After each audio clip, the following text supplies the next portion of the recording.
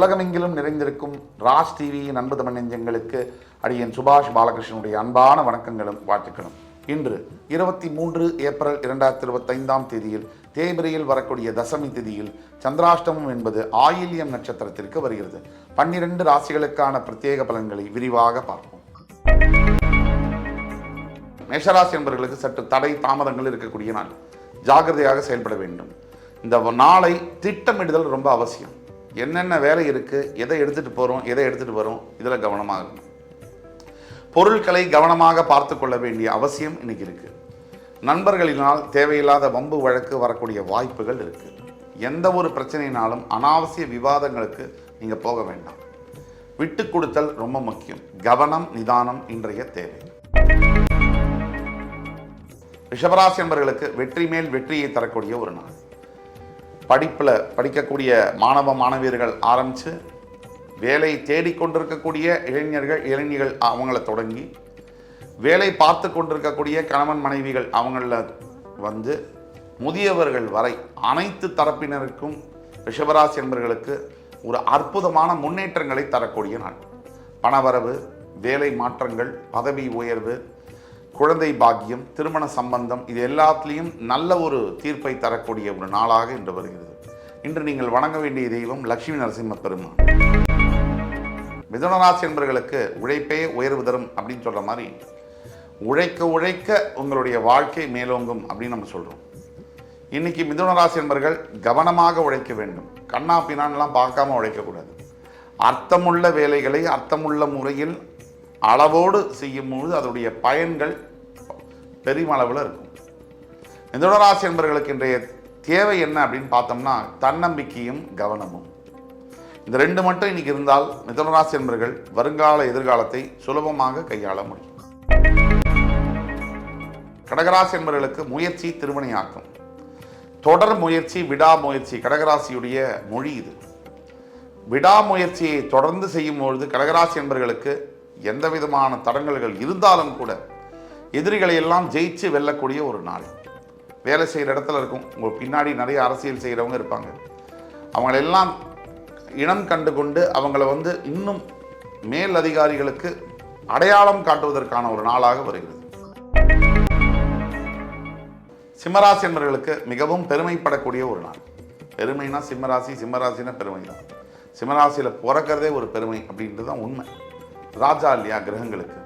இன்னைக்கு நீங்கள் செய்யக்கூடிய தர்ம காரியங்கள்னால் மற்றவர்கள்டேருந்து வரக்கூடிய பாராட்டுகள்னால் மனம் பெருமை அடையும். உங்களை பெற்றவர்கள் கூட இந்த மாதிரி ஒரு மகனையோ மகளையோ நான் பெற்று விட்டேன் என்ற மகிழ்ச்சி உள்ளபடியே வந்து ரொம்ப நெகிழ்ச்சி அடையக்கூடிய ஒரு தருணங்களாக இருக்கும். சிம்மராசி என்பவர்கள் ஐடி துறையில் வேலை பார்க்கக்கூடியவர்கள் மிகவும் கவனமாக இருக்க வேண்டும். சிறிய தவறுகள் பெரிய விளைவை ஏற்படுத்தக்கூடிய வாய்ப்புகள் இருக்குது. வேலை மாற்றங்களுக்கான விஷயங்களை இன்று தொடங்கலாம். அதே மாதிரி பணவரவு அதிகரிக்கக்கூடிய ஒரு நாள். கன்னிராசினியர்களுக்கு தேவையற்ற பயமும் தேவையற்ற குழப்பங்களும் வரக்கூடிய ஒரு நாள். இந்த முடிவுகள் எடுக்கும் போது இந்த மாதிரி நாட்களில் எந்த ஒரு முக்கிய முடிவுகளை எடுக்கக்கூடாது. தள்ளி போயிடும். இதுவும் கடந்து போகும் என்று நினைக்க வேண்டிய ஒரு நாள். அனைத்து கன்னிராசி அன்பர்களும் சற்று ஓய்வு எடுத்துக்கொண்டு விட்டு விலகி நிற்பது நல்லது. தேவையில்லாத வாக்குவாதம், சண்டைகள் தேவையில்லை. துலாம் ராசி என்பவர்களுக்கு பணிகளிலிருந்து ஓய்வு எடுத்துக்கொள்ள வேண்டிய ஒரு நாள். இன்று நீங்கள் நினைக்கக்கூடிய அளவில் உங்களுடைய பணிகளும் சீக்கிரம் நிறைவடையும்.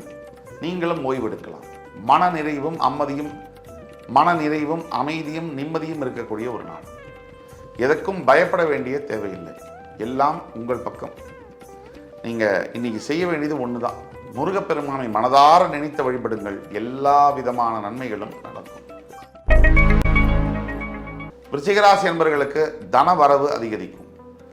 இது நாள் வரை கொடுத்து இது மறந்தே போயிட்டேன்ப்பா, இந்த கடன் எனக்கு வரவே வராது அப்படிங்கிற பணம் கூட திரும்பி வரும்.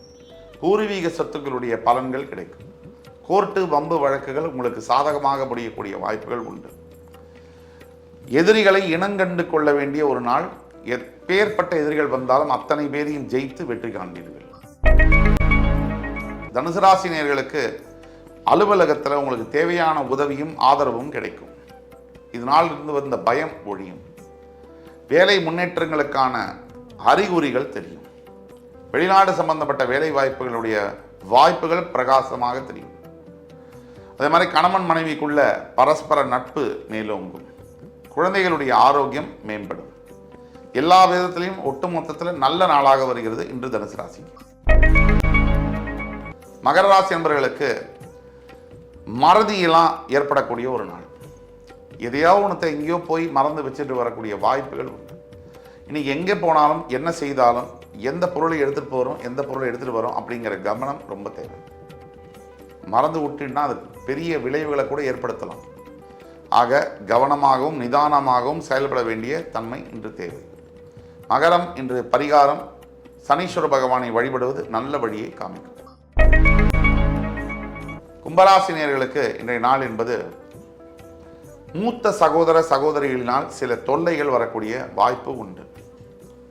தேவையற்ற வீண் வாக்குவாதங்களில் ஈடுபட வேண்டாம். வார்த்தைகளை விட்டால் திருப்பி வாங்க முடியாது.